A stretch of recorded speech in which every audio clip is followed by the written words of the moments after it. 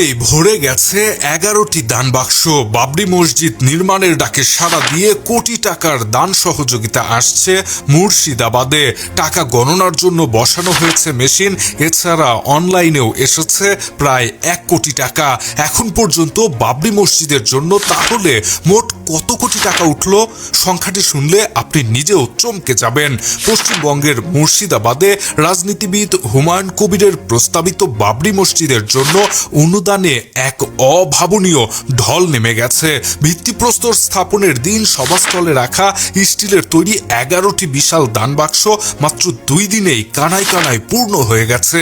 রবিবার রাতে বিশেষ মেশিন দিয়ে টাকা গোনা শুরু হলে দেখা যায় শুধু নগদ অর্থই নয়, অনলাইনে কিউআর কোড স্ক্যান করেও এসেছে বিপুল পরিমাণের অনুদান।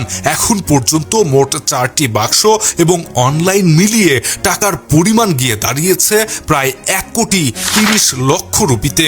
এদিকে এই বিপুল পরিমাণের অর্থ ব্যবস্থাপনায় স্বচ্ছতা বজায় রাখতে নেওয়া হয়েছে নজিরবিহীন পদক্ষেপ। রবিবার সন্ধ্যা থেকে 30 জন কর্মীর একটি দল বিশেষ মেশিন দিয়ে টাকা গোনার কাজ শুরু করে এবং পুরো প্রক্রিয়াটি সরাসরি সম্প্রচার করা হয়। হুমায়ুনের ঘনিষ্ঠ মহল জানিয়েছে অনুদানের পরিমাণ তাদের সব ধারণাকে ছাড়িয়ে গেছে, এমনকি বিদেশ থেকেও অর্থ আসতে শুরু করেছে। এই টাকার পাহাড় নিরাপদে রাখতে এখন সিসিটিভি এবং কড়া নিরাপত্তা সহ একটি আলাদা ঘর তৈরির পরিকল্পনা করা হচ্ছে। প্রয়োজনে টাকা গণনার জন্য আরও লোক নিয়োগ দেওয়া হবে বলে জানা গেছে।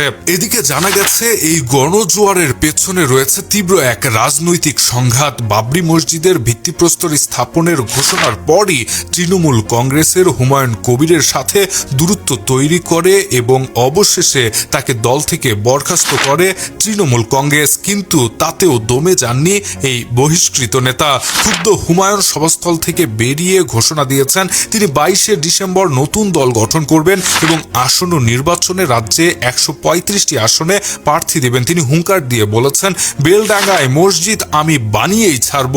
এখন দেখা যাক সরকারের এত বিরোধিতার পরেও হুমায়ুন বাবরি মসজিদ নতুন করে তৈরি করতে পারেন কিনা। Shahriar Alam, EBD news.